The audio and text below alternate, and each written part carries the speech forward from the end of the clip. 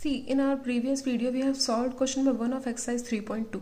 Okay, now in this video we'll deal with question number 2, 3 and 5 of the same exercise. Okay, so question number 2 is saying, on comparing the ratios of a1 upon a2, b1 upon b2 and c1 upon c2, find out whether the lines representing the following pairs of linear equations intersect at a point or are parallel or coincident.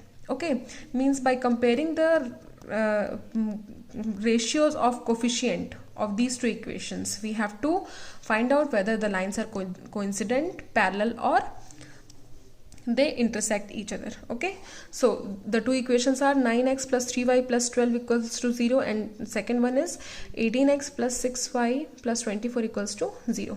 On comparing the given equation with the standard form of the equation, which is a1x plus b1y plus c1 equals to 0 and a2x plus b2y plus c2 equals to 0. These are the standard form of pair of linear equation in two variables. Okay, so a1 is what? A1 is coefficient of x in first equation, which is 9, b1 is coefficient of y in first equation, which is 3, and c1 is constant term in the first equation, 12. Similarly, a2 is coefficient of x in second equation, and b2 is coefficient of y in second equation, and c2 is constant term in the second equation. Okay, here a1 upon a2, ratio of a1 upon a2 is 1 by 2, b1 upon b2 is also 1 by 2, ratio of c1 and c2 is also 1 by 2. It means what? a1 upon a2, b1 upon b2 and c1 upon c2 are equal. Means ratio of these coefficients and constants are equal, which is 1 upon 2. And when we get ratios of a1 a2 b1 b2 and c1 c2 equal, then the lines are coincident. Coincident lines means lines will overlap. Lines means graph of the equation or lines of the equation will overlap each other. Now question number 3. Question number 3 says, on comparing the ratios of a1 upon a2, b1 upon b2 and c1 upon c2, find out whether the following pair of equations are consistent or inconsistent. Okay, when equations are consistent, if it has solution unique or infinite. Unique solution in case of in case when lines are parallel, and infinite when the lines are coincident. Okay, so see question number 3, we have taken third bit, 3 by 2x plus 5 by 3y equals to 7, and second equation is 9x minus 10y is equals to 14. Now comparing the two equations with standard form of the pair of linear equation in two variables, we'll get a1 is 3 by 2, b1 is 5 by 3, and c1 is 7. Okay, c1 is 7, a2 is 9, b2 is minus 10, and c2 is 14.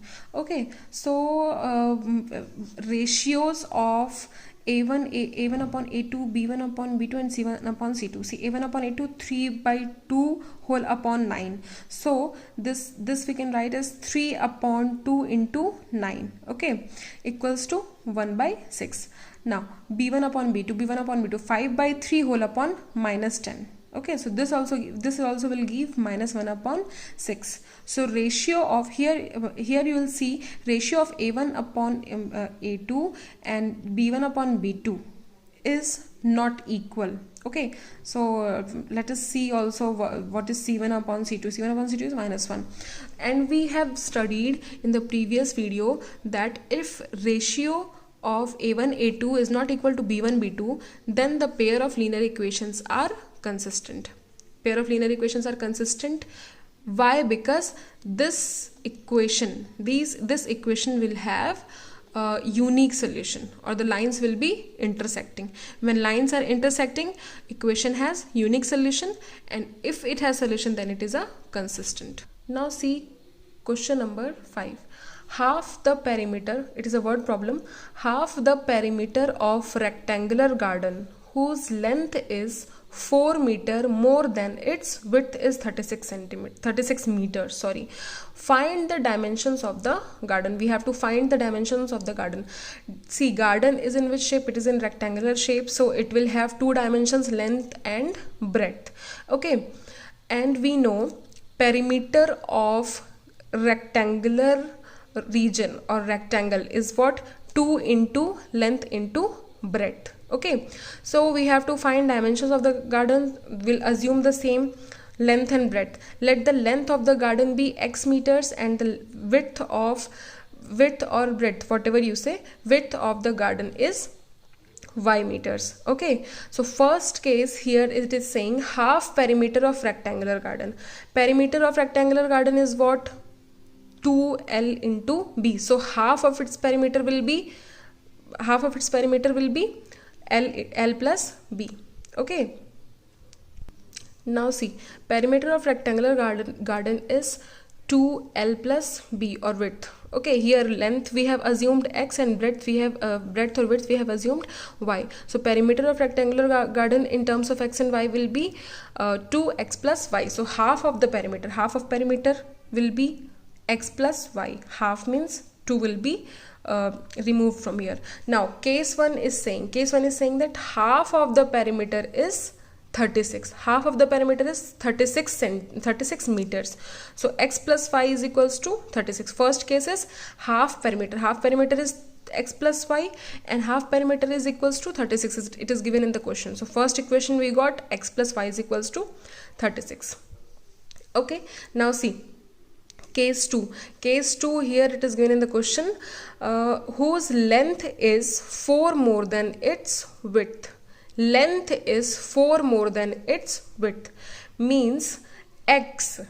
Second case is length is x. Okay, length is 4 more than its width is y. So x is 4 more than y. This is the second case. Okay, from here we'll get second equation, which is x minus y is equals to 4.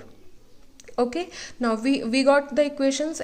First equation is x plus y is equals to 36 and second is x minus y is equals to 4. Now we'll find the solution of these two equations graphically. We have to find the solution by graphical method. Okay, so for finding the solution, we will find the values of x and y for first equation also and second equation also by using trial and error method. Okay, see, first equation is x plus y is equals to 36. So if we put x equals to 20 here, we'll get y is equals to 16. If we put x equals to 24 here, we'll get y is equals to 12. If we put x equals to 10 here, y is equals to 26. So we got three values of x and y.